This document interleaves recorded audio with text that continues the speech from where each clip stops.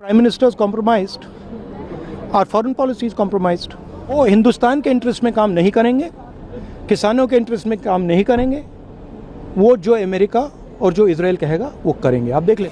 मौत का सौदागर प्रधानमंत्री हत्यारा है, चौकीदार चोर है, प्रधानमंत्री चोर है, डकैत है, देश को बेच दिया।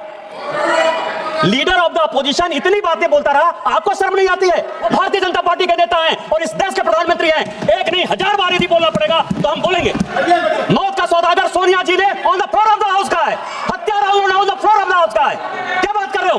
और मैंने तो किताब कोट किया सर, मैंने तो किताब कोट किया सर, और आज भी किताब लेकर आया हूं। ये एडविना माउंटबेटन की बेटी है सर।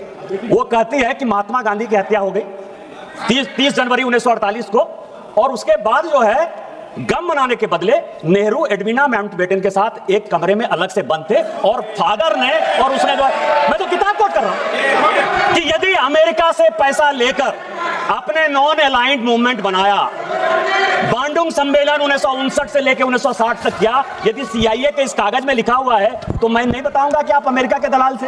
कि 1962 में ऑल इंडिया रेडियो से नेहरू जी ने कह दिया कि असम चीन के कब्जे में चला गया।